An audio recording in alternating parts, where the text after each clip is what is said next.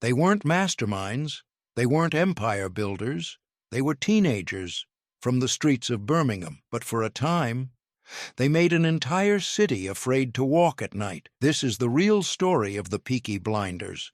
Late 1800s, Birmingham was booming, factories roared, money flowed, industry thrived, but not for everyone, because just a few streets away, there was another world, overcrowded housing, violence, no opportunity.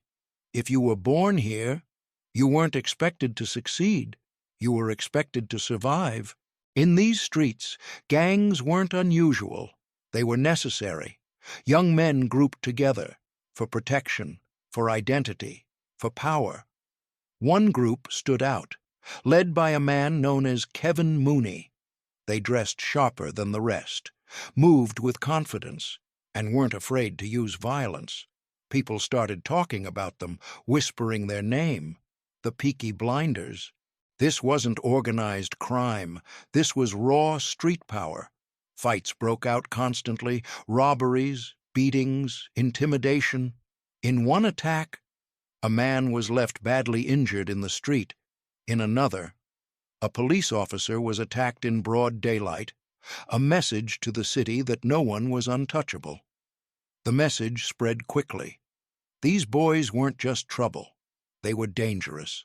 The police struggled to contain it, because the Peaky Blinders knew the streets, every alley, every shortcut, every escape route. They moved fast, struck hard, and disappeared. Officers were mocked, outnumbered, sometimes even attacked. For a time, the balance of power shifted, and Birmingham felt it.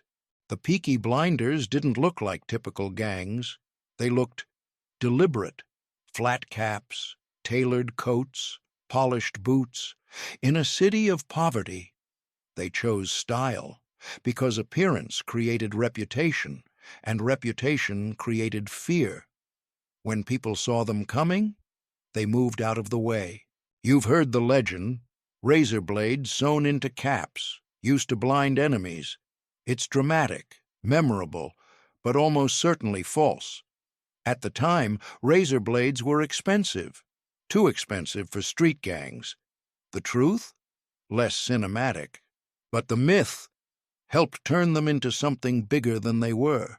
But while the Peaky Blinders dominated the streets, something else was happening. A new kind of criminal was emerging, not louder, not more violent, just smarter. Led by a man named Billy Kimber. Kimber wasn't interested in street fights. He was interested in control, of money, of systems, of people. He built the Birmingham Boys, a gang that didn't just fight for territory.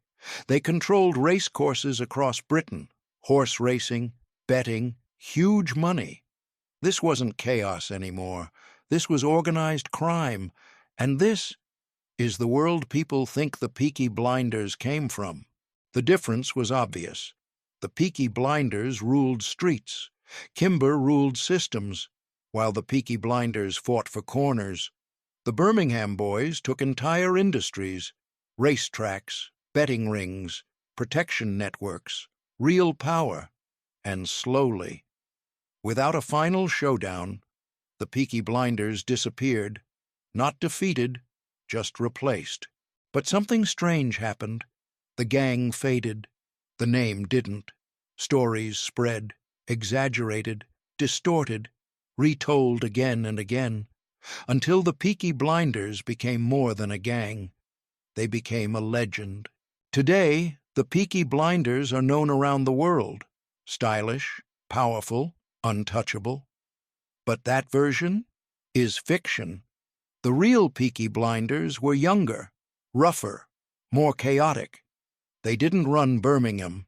They survived it. If you enjoyed this 3D animated history, don't forget to like, comment, and subscribe to Wrath of History for more epic stories from the past.